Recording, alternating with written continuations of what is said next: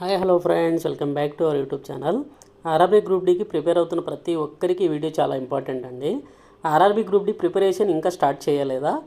Start చేయాలి అనుకుంటున్నారు, కానీ ఎలా చదవాలి, ఏ సబ్జెక్ట్కి ఎంత టైం ఇవ్వాలి, మార్క్ టెస్ట్ ఎప్పుడు రాయాలి, రివిజన్ ఎలా చేయాలి అర్థం కావట్లేదా?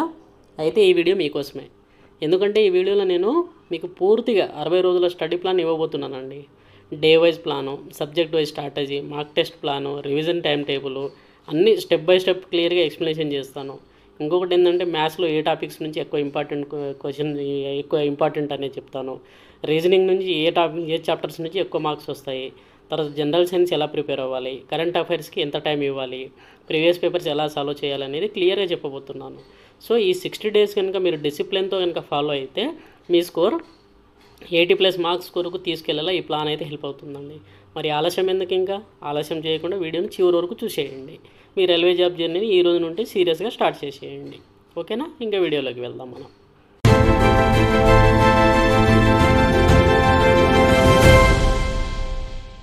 RRB group D 60 days study plan.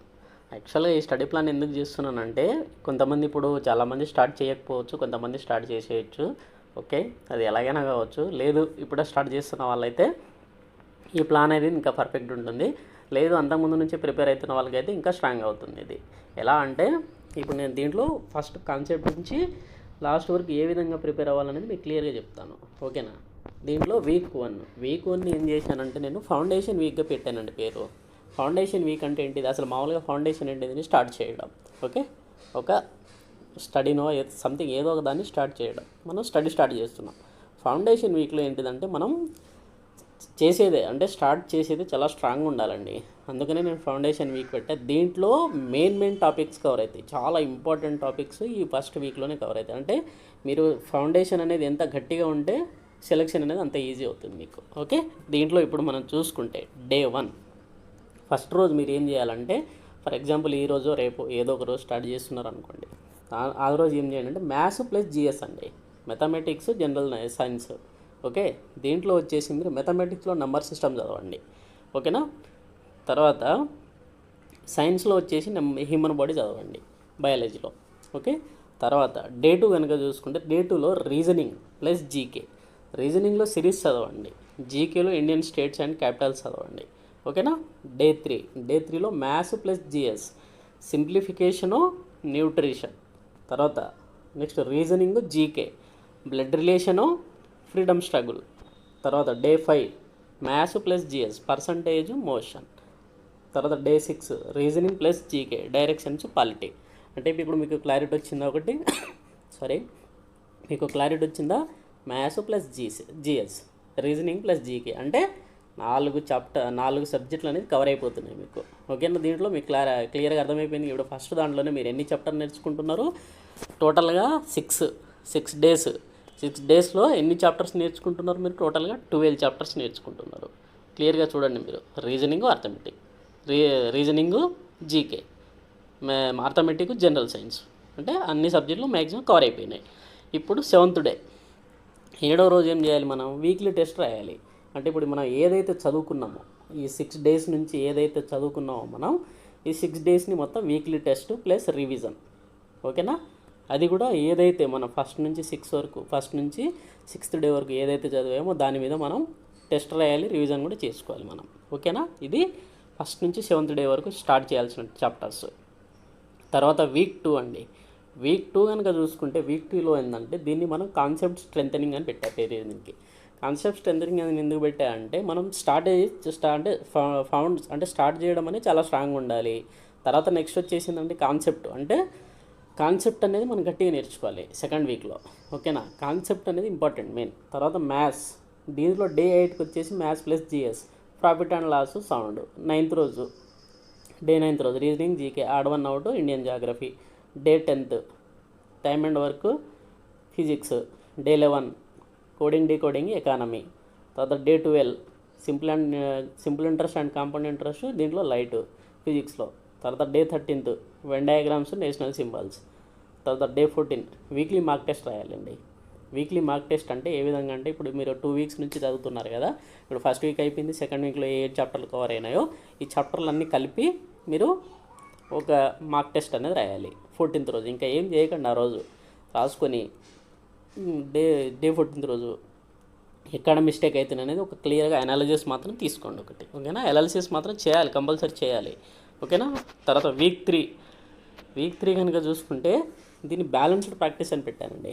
Balanced practice అంటే కారణం ఏంటిదంటే యావరేజెస్. ఇప్పుడు డే 15th రోజు మీరు క్లియర్గా మీకు సబ్జెక్ట్ చూస్తున్నప్పుడు మీకు క్లియర్గా అర్థమైపోతుంది. Maths plus GS, averages, acid and bases బ్యాలెన్స్డ్గా చదువుకోవాలి. అంటే ఫస్ట్ గట్టిగా ఉండాలి, ఫౌండేషన్ అనేది చాలా గట్టిగా ఉండాలి. తర్వాత దాని తర్వాత కాన్సెప్ట్ అనేది మనకు క్లియర్గా అర్థమైపోవాలి. తర్వాత ప్రాక్టీస్ బ్యాలెన్స్డ్ అంటే దీన్ని కవర్ చేసుకుంటూ ప్రాక్టీస్ చేసుకుంటూ ముందుకు వెళ్ళిపోవాలి, okay. Day 16th reasoning plus GK, statement conclusions, rivers of India. దీంట్లో day 7th maths plus GA, ratio and proportion, metals and non metals. Day 18th reasoning plus GK, puzzles, historical events maths. తర్వాత 19th మ్యాథ్స్లో LCM HCF, జిఎస్లో carbon compounds. Day 20 reasoning plus GK, syllogism, world geography. Day 21 weekly grand test అండి. Day 21 మీరు ఏం చేయొద్దు, week మొత్తం చదవండి, last day రోజు ఒక గ్రాండ్ టెస్ట్ రాసుకోండి. ఇప్పుడు ఎన్ని వీక్స్ అయిపోయినాయి, మొత్తంగా 3 వీక్స్ అయిపోయినాయి, 21 days అయిపోయినాయి. 21 days సంబంధించిన చాప్టర్లన్నీ మీరు ఈ డే 21 రోజు మాత్రం మీరు కంపల్సరీ మార్క్ టెస్ట్ అనేది రాయాలి. అట్లయితే రాసి మీకు దాంట్లో అనాలసిస్ చేసిన తర్వాత దాంట్లో ఎక్కడ మిస్టేక్ అవుతుంది ఏందనేది దాన్ని చూసుకొని నెక్స్ట్ దాంట్లో ప్రాక్టీస్ చేసుకోవాలి, ఓకే. తర్వాత వీక్ 14 అండి. దీని ఏంటంటే స్పీడ్ అండ్ అక్యురసీ అని పెట్టాను. దీని పేరు స్పీడ్ అండ్ అక్యురసీ. అంటే ఆల్మోస్ట్ మనం స్టార్ట్ చేయడం అయిపోయింది, కాన్సెప్ట్ బిల్డ్ చేయడం అయిపోయింది, తర్వాత బ్యాలెన్స్డ్గా అన్ని ప్రాక్టీస్ చేయడం అయిపోయింది. ఇప్పుడు స్పీడ్ అండ్ అక్యురసీ అంటే ఎంత స్పీడ్ చేసుకోవాలి, ఎంత అక్యురసీ మెయింటైన్ చేస్తున్నారు అది దీంట్లో వస్తుంది, ఓకే. డే 22, 23. డే 22 వచ్చేసి maths, GS, pipes and system, chemical reactions. Day 23 రీజనింగ్లో GK, reasoning plus GK, number series, Indian festivals. తర్వాత day 24 maths plus GS, time and speed and electricity. Day 25 రోజు reasoning plus GK, mirror image, census data, okay. తర్వాత 26 రోజు వచ్చేసి geometry, maths plus GS, geometry, atoms and molecules. తర్వాత day 27 రోజు reasoning plus GK, figure counting, తర్వాత books and authors. Day 28 రోజు weekly test, full revision.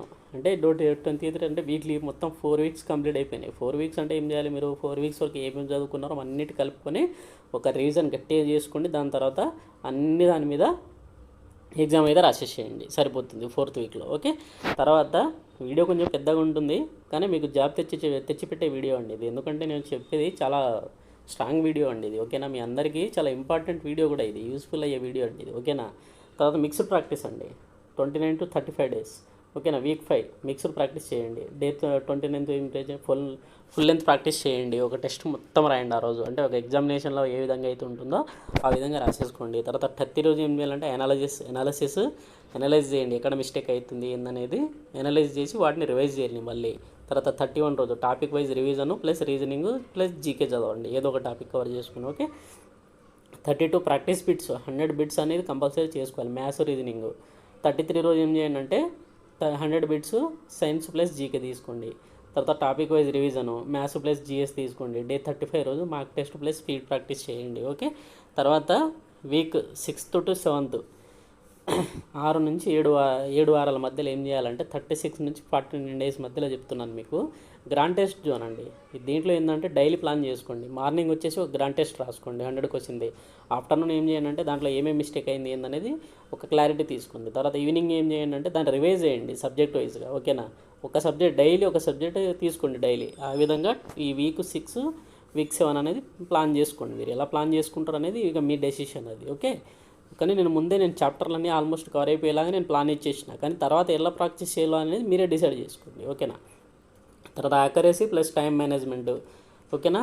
Re-attempt, wrong topics అంటే ఏమైనా mistake ఉన్నాయి ఏమైనా ఉంటే వాటిని తీసుకోవడము, తర్వాత నోట్స్ రాసుకోవడం, ఇవన్నీ క్లియర్గా తెలుసుకోండి మీరు, ఓకేనా. తర్వాత వీక్ 8 అండి. వీక్ 8లో ఏంటంటే 50 to 60 days అండి, ఫైనల్ పంచ్. ఇంకా ఇది పూర్తిగా దీంతో క్లోజ్.